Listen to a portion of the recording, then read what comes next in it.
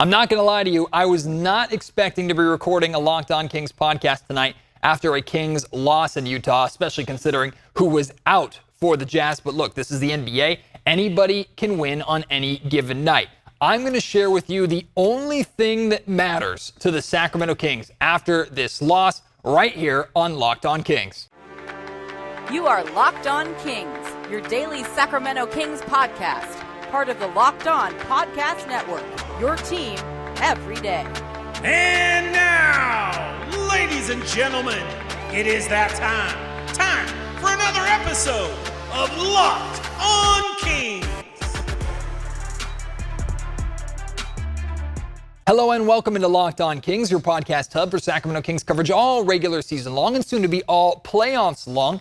Today presented by Prize Picks. First-time users can receive a 100% instant deposit match up to $100 with promo code LOCKEDON. My name is Matt George. I have the privilege of being your host here. I'm a Sacramento sports reporter and producer for ABC 10 News. Kings lose to the Jazz 128-120. They lose to a Jazz team missing arguably their three best players, definitely one of their best, if not the best, in Lauri Markkanen, but also Clarkson and Sexton, both not playing in this game. When we saw the starting lineup that the Jazz were rolling out there, my tweet was simply put, don't underestimate them, but show no mercy. Right? Everybody and their mother watching this game should have expected the Sacramento Kings to win. I guarantee you, every fan, or the majority of fans certainly, but in reality, every single fan inside Vivint Arena tonight watching the Utah Jazz play went into there or should have gone in there expecting their team to lose to the Sacramento Kings, especially when they saw what their starting lineup was and which players were out. That being said, the Utah Jazz were ready to go tonight, and the Sacramento Kings simply weren't. Again, I'm going to share with you the only one thing that really, truly matters about this game for the Sacramento Kings. There's really only one thing, and it's not the officiating. It's not the big comeback. It's not Darren Fox's 37 points. It's not Keegan Murray's sharpshooting, him catching fire from three-point range, especially in the third quarter. It's not the road win streak, and it's not even where the Kings are at in the standings after tonight's game. The one thing that matters from this game for the Sacramento Kings is falling down by 25 points, how they got to that spot, and how they can prevent it for the remainder of this season. 25 points down to the Utah Jazz is unacceptable. 25 points down to any team is unacceptable, especially with the way the Sacramento Kings were playing. I know it feels a little bit worse or it's a little more frustrating with who the Jazz were missing tonight, but in reality, if the Jazz were at full strength, and the Jazz have played the Kings tough all season long. If the Jazz were at full strength, it still would have been bad going down 25. Hell, pick the best team in the NBA. Pick the Milwaukee Bucks. Pick the Boston Celtics tomorrow night. Pick the Denver Nuggets. Whoever you want as the best team in the NBA. The Kings going down by 25 to any team on the road or at home in the first half is simply unacceptable.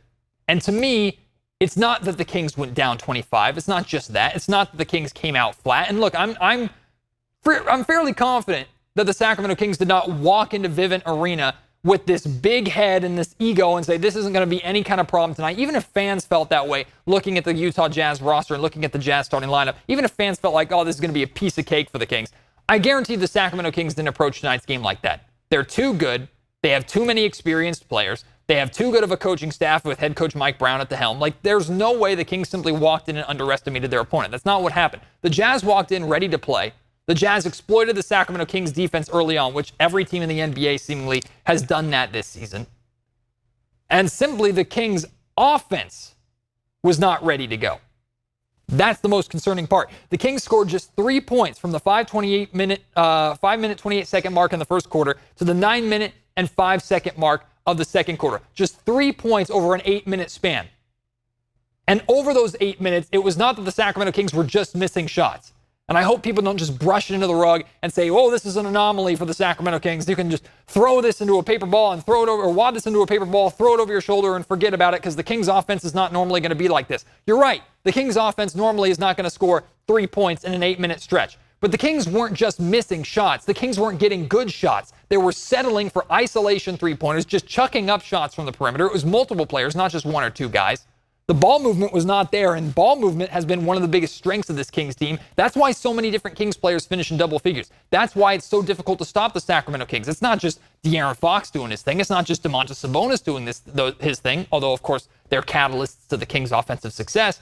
It's, hey, what's Kevin Huerter going to do in the corner? Which I know Kevin Huerter didn't play tonight. It's what's Malik Monk going to do? What's Keegan Murray going to do? What's Harrison Barnes going to do? Hell, what's Trey Lyles going to do off of the bench? What's Terrence Davis going to do if he gets playing time? The Kings have so many weapons that score because they all get touches because the ball moves.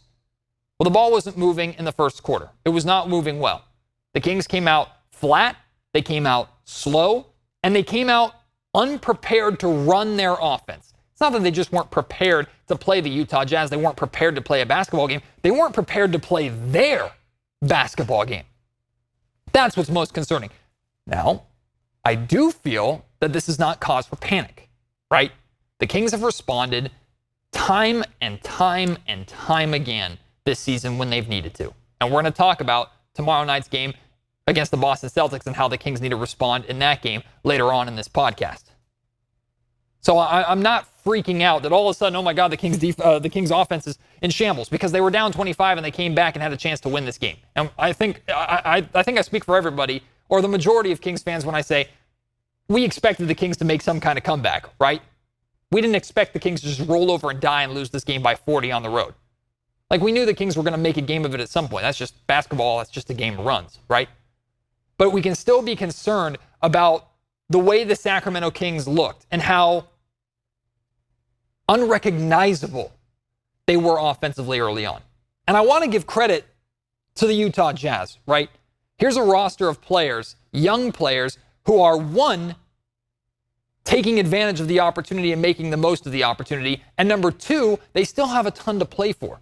The Utah Jazz are very much in the thick of this, like, 6-team race or something like that in the play-in picture. Really from like the 6th seed through the 12th seed or something like that. I think it's just difference of 2 games or so. Like, the Jazz are still very much in it. So even with 3 important players missing, the players who did play for Utah recognize that tonight's game could be the difference of them being out of the play-in or having home court advantage in the play-in. That's how close everything is. So while there's the postseason expectation, there's also, hey, this is my opportunity to get starting caliber minutes. I'm going to take advantage of that opportunity, and so many different players for the Utah Jazz came out ready to take advantage for that. I give them a ton of credit. I give the Utah Jazz organization a ton of credit for what they're doing, what they're building. I really like what Utah's doing because when everybody saw them trade Donovan Mitchell and everybody saw them trade Rudy Gobert, they thought, they've blown this up. They're in complete rebuilding mode. This team is going to suck. Well, they're not nearly as good as they showed early on, right, when they were one of the best teams in the NBA at the very beginning of the season. But they're not a bad basketball team. And I don't think, again, the Sacramento Kings came into tonight's game expecting them to be a bad basketball team, even with those 3 guys out. I'm not concerned about how the Kings played against the Utah Jazz. I'm concerned about how the Kings played their game, how the Kings ran their offense. They just did not look like themselves. Again, not overreacting to one game, not saying this is suddenly who the Kings are and they've like the Jekyll and Hyde thing. They're now in the Hyde and they can't figure it out and they're not going to climb their way out. This team is completely unrecognizable and all the fun is over. Suddenly this Kings team is stoppable. Well, if they're stoppable, it's because they're stopping themselves like they did in tonight's game. The Kings simply didn't look ready to play their game. They didn't. Ball movement wasn't there. Way too many ISO jumpers. Way too many just chucked up 3-pointers. And then, of course, we know defensively this team is not good. I mean, they gave up 19 points in the first 4 minutes, but they do that to a lot of teams. So that's not the anomaly in tonight's game. That's not what stands out. It's how the Kings played offensively. Now, of course, they were able to turn that around. We knew the Kings were going to make a game of it. Like, be honest with me. Did you really feel at any point in this game, oh, this is out of reach? I didn't. And that's the confidence that this Kings team has instilled in me. But thank God for Darren Fox in tonight's game because he was the only reason why the Sacramento Kings even had a chance to come back in this game, because while everybody else was trying to figure out how to shoot the basketball, how to wake up and get back into their offense and getting ready for the game, essentially, Darren Fox was out there just trying to keep it as close as possible. Darren Fox had 37 points, 6 of 9 from three-point range, 7 assists, 1 steal. Fourth quarter, Fox showed up early second quarter, maybe even late first quarter. He just tried to give the Kings a little bit of life until Keegan Murray woke up and Harrison Barnes woke up a little bit. and the rest of the team started to play their normal game.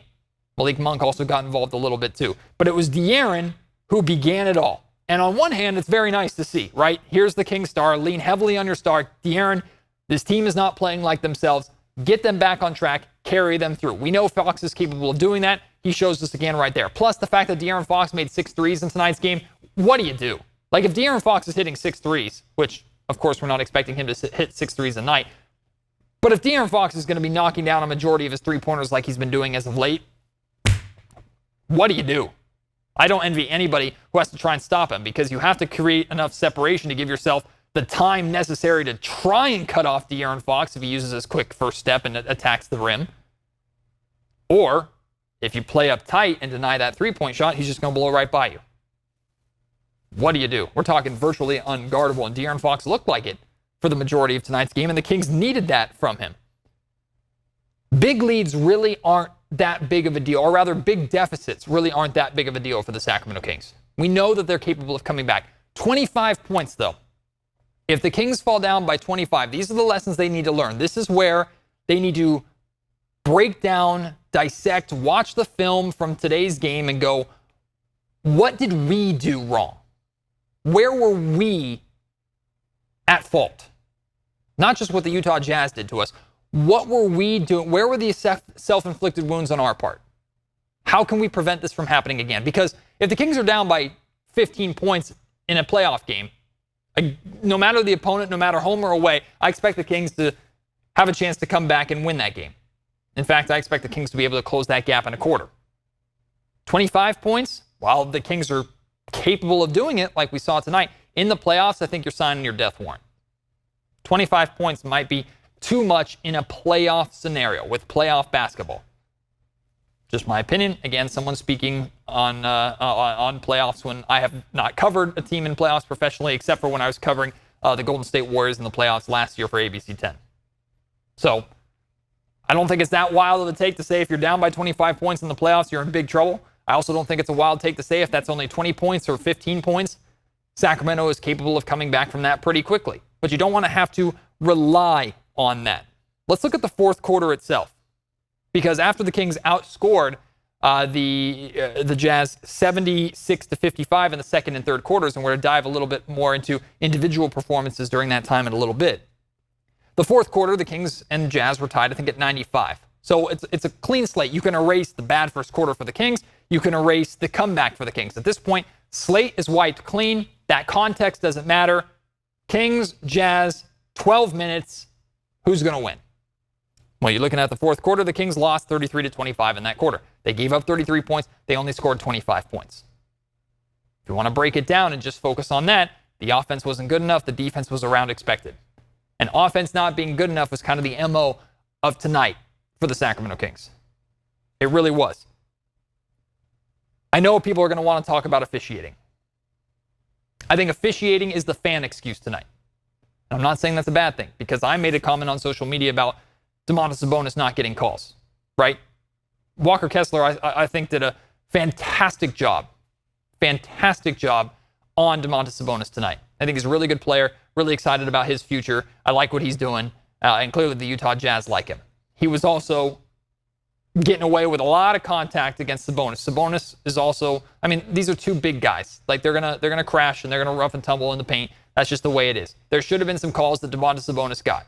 And in reality, Sabonis is one of the best players in the NBA to not receive the foul calls that he deserves, right? We're talking about an all-NBA player who gets hit in the head at least once a game, and a good majority of the time when he's hit in the head, there is no whistle. He was getting clearly frustrated tonight, almost picked up a technical foul at this point, or at one point. A lot of this was in the fourth quarter. So yes, the officiating could have been better. Let the fans talk about that. Let myself here on Locked On Kings talk about that. Let the media talk about that. That can't be an excuse or can't be a focus for the Sacramento Kings tonight. And from what I understand, the post-game press conferences that I saw, that's not an excuse. The Kings aren't focused on that, because you can't blame the officiating in a game where you went down by 25 points on the road in the first half. You can't. And Darren Fox said it best when he took the podium. We lost this game in the first quarter. He's absolutely right. Officiating had nothing to do with it. Now, when you look at that fourth quarter and you see the Kings only scored 25 points in the fourth quarter, maybe you go, okay, maybe the Kings should have been to the foul line a little bit more. Maybe they would have scored more if they had actually gotten the calls. I hear that. I understand that. this is where the context of that first quarter does matter. Like, the Kings simply were not good enough offensively throughout this game. They had big moments. They had a great third quarter, but the Kings, we know, are a much better offensive team than one really, really good quarter. They lost this game in the first quarter, managed to revive themselves, and then when it came to winning time, they simply weren't good enough. They shot 34.6% from the field, 16.7% from three-point range, 83.3% from the foul line, going 5 of 6 from the foul line in just the fourth quarter. Credit to the Utah Jazz for winning this game at home. Credit to the Utah Jazz for holding on. It's a bad loss for the Sacramento Kings. Nothing really to honestly overreact to. Nothing that I'm overly upset about, but certainly something that the Sacramento Kings have to learn from. Today's episode of the Locked On Kings podcast, like I said at the top of the show, is brought to you by Prize Picks. Now, to me, Prize Picks is the #1 way to play daily fantasy sports. Here's how it works. You pick 2 to 5 players and take the over or the under on the Prize Picks projection of how many points those players are going to score. And it's not just the biggest names. It's not just the Darren Foxes or Domantas Sabonis. You could take it for Malik Monk. You could take it for, you could even take it for like Kessler Edwards and Davion Mitchell if you want to. You pick 2 to 5 players. If you get it right, you can win up to 25 times your money on any entry. And check this out. It's just you versus the Prize Picks projections. You're not taking on any of those sharks out there who make a living, take advantage of you just playing for fun and playing as a hobby. You can make entries in 60 seconds or less. It's that easy. They offer safe and fast withdrawals. Currently operational in over 30 states and in Canada. And of course, they don't just have it for the NBA. They have it for the MLB. They have it for the NFL, college sports, combat sports, esports, NASCAR, tennis, Euro basketball, cricket, and more. So many events that you can enjoy and make some money with on Prize Picks. If you download the Prize Picks app or go to prizepicks.com to sign up and play daily fantasy sports today, first-time users can receive a 100% instant deposit match up to $100. So you deposit $100, you get $100 back. You deposit $50, you get $50 back. It's free money on Prize Picks that you can then use to go and make more money. In order to cash in on that deal, just make sure when you sign up to use our promo code LOCKEDON. That's all one word, LOCKEDON, for a 100% instant deposit match up to $100 at Prize Picks. I would be talking a lot more about this had the Sacramento Kings won the game, and I certainly would have been talking about it earlier on in the show. The context of the loss kind of undermines it a little bit, but we have to pay attention to what Keegan Murray did in tonight's Kings loss. 22 points, 6 of 14 from three-point range, 6 rebounds, and 1 steal. That was his total stat line. Now here's just his third quarter. 17 points, 5 of 7 from three-point range. He and Darren Fox blitzed the Kings right back into this game from 16 down at half to tied going into the fourth quarter because the two of them combined for 33 points in the third quarter. And we truly got a showcase of how good Keegan Murray's shooting is, right? It was catch and shoot. It was off the dribble. It was all over the floor, wing threes, corner threes. Like, this is who Keegan Murray is, right? We know he can get hot. We know he's capable of torching from three-point range. The Kings have a lot of players like that. It's Keegan, it's Monk, it's Herter, it's Davis. Like, there's so many weapons on this Kings team. We saw the ball movement improve significantly from where it was at in the first half, and Keegan Murray was knocking down shots. Great to see from Keegan. And here's the conversation that we're going to have on a different podcast, either after a win or maybe on a non-game day. I really, truly believe that the Sacramento Kings have established their big three, and Keegan Murray is the third. I think their big three is established. I think Keegan Murray has shown the ups and downs, right? The roller coaster of a season. A lot of guys on this team. Malik Monk has had a roller coaster of a season. Kevin Herter has had a roller coaster of a season. Peaks and valleys, right? Murray has hit some pretty big valleys. He's also peaked in some major ways too. He's currently climbing back up to another peak now after recently working his way out of a valley. But once we find that consistency with Keegan Murray, he's going to be easily a top 3 player on this Kings team. Certainly one of the best players from this draft class, and that's saying something with how talented this draft class is. Keegan Murray is going to be so good, not just next year. Well, maybe even next year, but in like 3 years, 2 years, 3 years, I think Keegan Murray is going to be phenomenal. I mean, he's already on track to set the record for most three-pointers made by a rookie.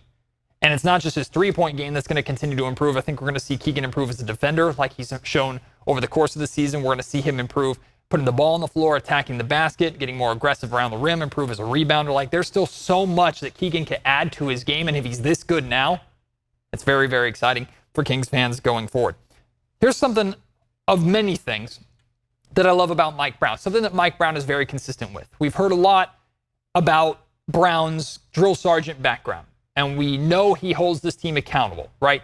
He's called them out publicly. He's called them out privately. He has those relationships with different players to where he can expect and demand from them, and they will respond to that. They will hear that. They won't just get angry and ignore what Coach Brown is saying. They will really take that to heart and try and implement that into their game. We know already a lot about that, but something that Mike has done a handful of times this season, it's never a good thing when he has to do it, but he's consistent with it. If he is not getting the output from his players that he expects and that he needs, he'll sit them down. It doesn't matter who that player is.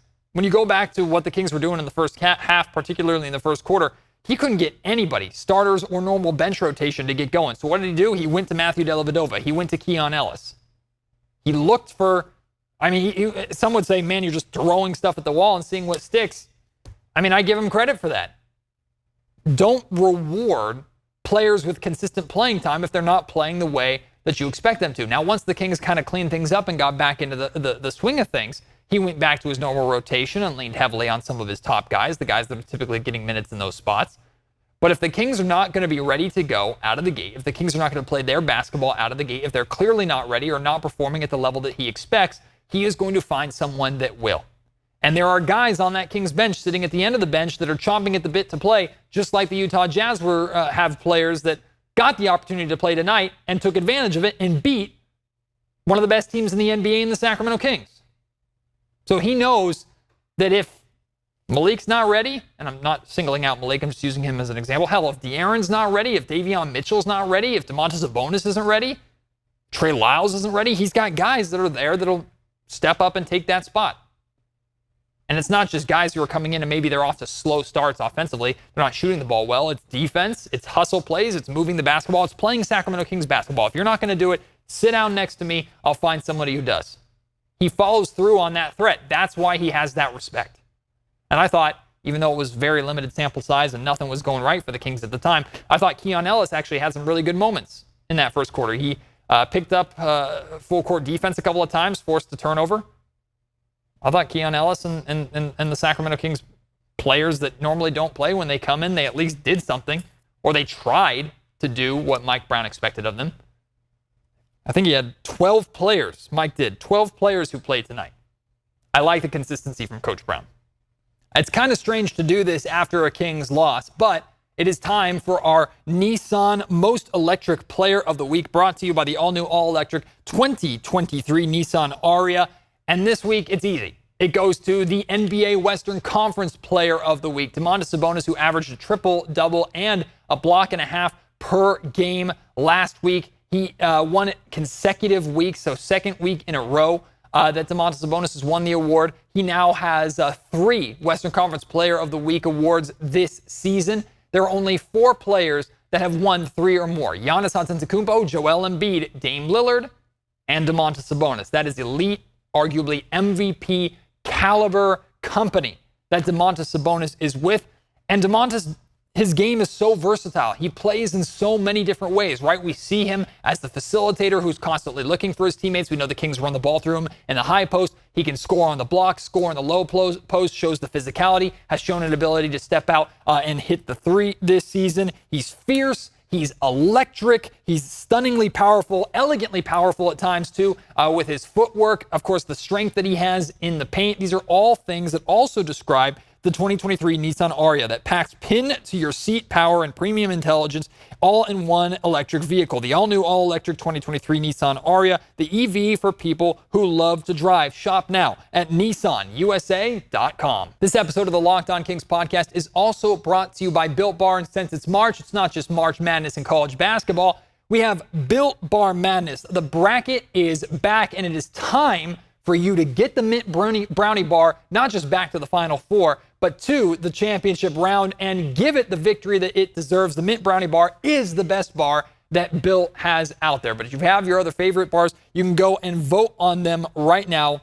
In my opinion, just if you have no opinion, if you have a bunch of different bars that you like, but you need to give your vote somewhere, just give it to the Mint Brownie Bar and say you're doing it for Locked On Kings. Because if you vote, you will have an opportunity to win as you'll be entered into a drawing where 50 lucky Locked On listeners will get a free box of Built. And not only that, but one Locked On fan will win a 12-month subscription to Built to have Built's best bars, puffs, or granola bars delivered monthly straight to your door. You have to try Built. Their marshmallow puffs are protein-infused marshmallows. Their Built bars are covered in 100% chocolate. We're talking only like 5 grams of sugar, up to 16 grams of protein. I mean, these things are so good for you, so delicious, and they satisfy that sweet tooth. You can order them on Built.com, order whatever flavors that you want there. Give Mint Brownie a try. Make sure you vote for the Mint Brownie bar or whatever bar is your favorite in the Built Bar March bracket. Or you can go to your local Sam's Club, go to your local Walmart, buy a box of Built Bars there and give them a try. You won't be disappointed.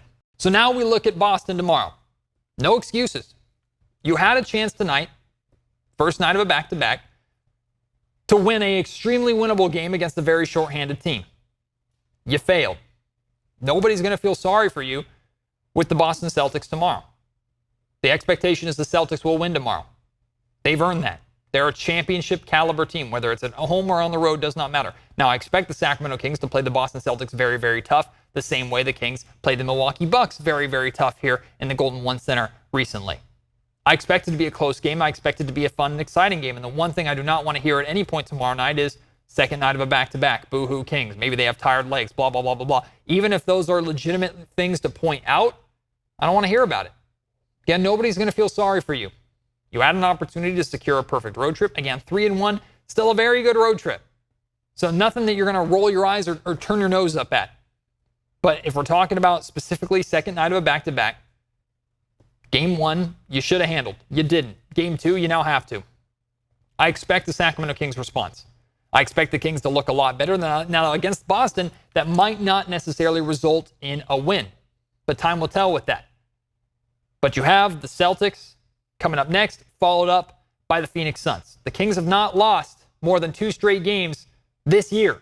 They have not lost 3 straight games or more since, December of 2022? The Kings have had a lot of success and done a good job responding and not letting things spiral out of control. But you have 2 games coming up here that could be really, really tough, even though they're on your home floor. Now, I'm hoping the Kings will figure it out quickly because I think all Sacramento Kings fans deserve for the Kings to actually clinch that playoff spot in front of their home crowd inside the Golden One Center. We're all rooting for that as the Kings will be home for their next 4 games, I believe. But it starts with Boston tomorrow night. Nobody's going to feel sorry for you. Just respond. You've done it all season. Phoenix is looming. You could respond, play well, and still lose. But give Kings fans some optimism and get back on track going into that big game against the Phoenix Suns.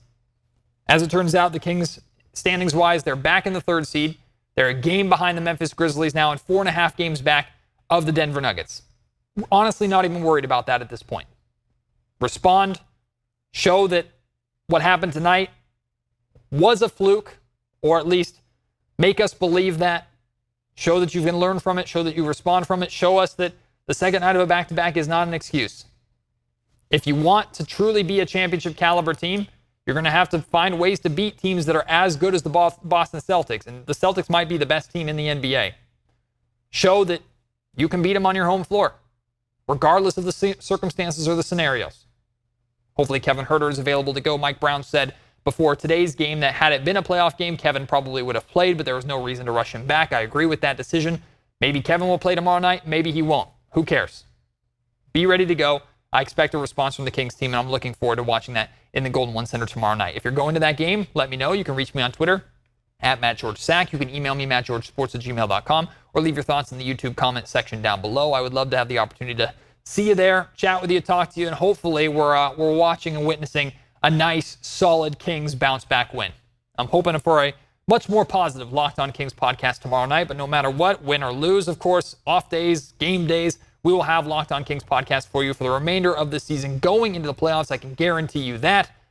So I appreciate your support as always. Thank you for tuning in. I know you always show up, whether it's a Kings win, Kings loss.